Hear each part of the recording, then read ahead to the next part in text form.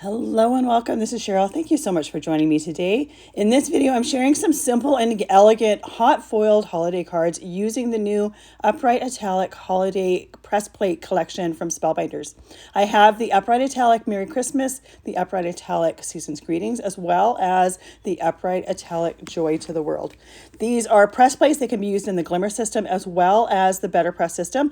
I'll be using them with my Glimmer system today to hot foil my cards, but if you want to have a little bit of extra texture to them, you could easily just swap the Glimmer system for the Betterpress system and heat emboss these images with some metallic embossing powder. I'll be using 3 different colors of Glimmer foil as well as 3 different cardstock colors. I'm starting off with using the Joy to the World Upright Italic press plate with some matte Silver Glimmer foil on some Oceanside Cardstock.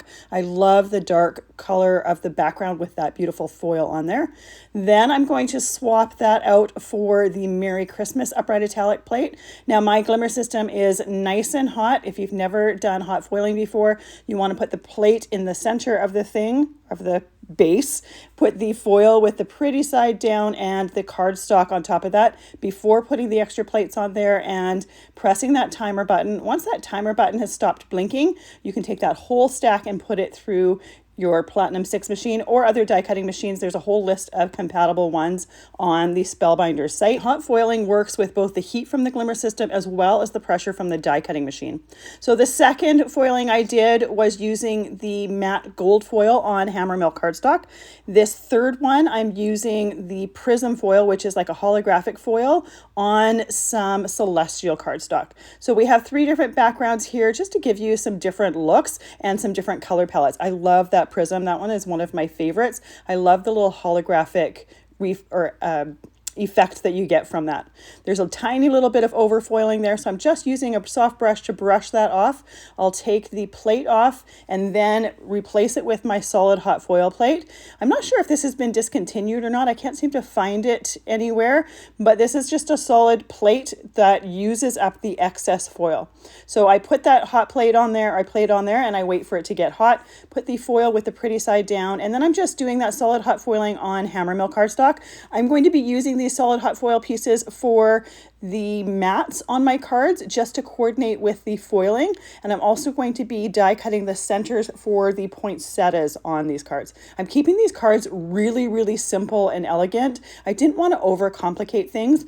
I'm using the Christmas Foliage die set with it so that we have a little bit of extra die cut texture with that foiling. But because they're holiday cards, I thought just keeping them simple was absolutely perfect. So once I am done doing all of my solid hot foiling, I'm going to take these pieces and I'm going to die cut them for different layers for my cards. So the solid hot foiling just uses that excess foil, so you don't have to store that foil. It's really delicate and would damage really easily. I'm using it, like I said, for the mats on my cards. You could use it for the fronts of your cards if you wanted, say, a negative or a solid hot foiled piece for your card.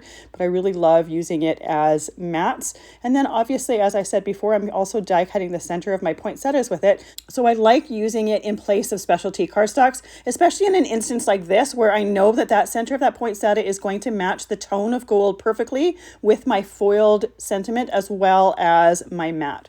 So these are the poinsettias from the Christmas Foliage die set. I'm pairing the layers with the Mirrored Arch Labels die set. I'm going to be using different nesting dies for the different cards. All of my cards are A2 sized. Now I chose the nesting dies based on the size of the sentiment. You could always add more layers to your nesting if you want. You could even add some printed cardstocks if you want to. For the poinsettia, I'm using some Cranberry Cardstock, and for my greenery for this card, I'm using some Fern Cardstock.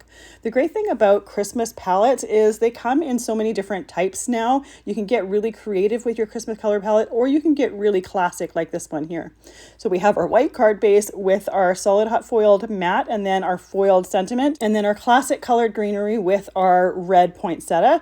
Now for my poinsettia, I have one layer. The bottom layer is just flat. The top layer, I just use my fingers to curl the petals a little bit just to give them a bit of dimension. Then I added that poinsettia center. For the centers of the poinsettia, I also added added a little bit of stickles, and I used an iridescent color that doesn't have any color to it. It's just going to add that texture as well as that sparkle. So we're still going to see that gold foil underneath it, but again, it's just going to add a little bit of extra texture. My next card uses the classic blue and silver color palette for Christmas. I'm using that Prism foil with that Season's Greetings Upright Italic plate here. So I used the Emerald Cut Labels die set for my layers for this, die cutting one of the solid hot foiled piece as well as the centerpiece with a smaller die from that set. For my poinsettias, I just chose some white cardstock for this, and I did die cut my centers of my poinsettias out of the remainders of the solid hot foiled background. So those poinsettia centers match perfectly with my foiled sentiment as well as my matte. For the greenery for this one, I chose to use the holly from the Christmas foliage die set, and I die cut it out of Indigo Cardstock as well as Waterfall Cardstock, just for a little bit of more blue tones to this, just to add a little bit of extra dimension to it. You can easily swap that with some of the other greenery in the die set if you wanted, but I chose to use different greeneries with the different cards just for a little bit of variety.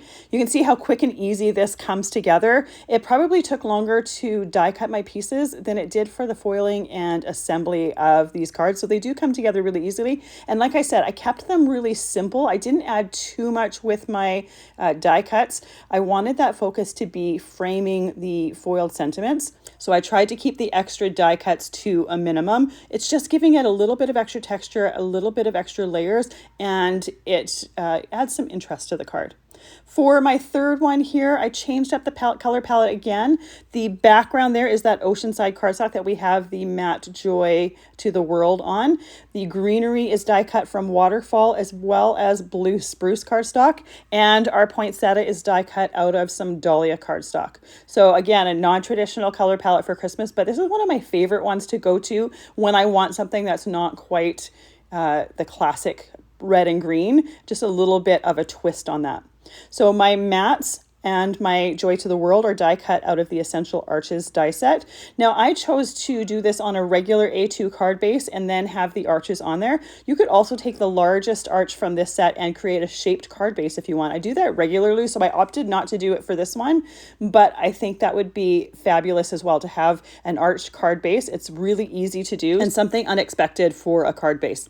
So once I have all of those layers down, I'm going to add the stickles to the center of the poinsettia. And again, with all of my poinsettias, I left the base of them completely flat, and the top layer of them, I used my fingers to curl those petals a bit, just for, again, for a little bit of extra dimension.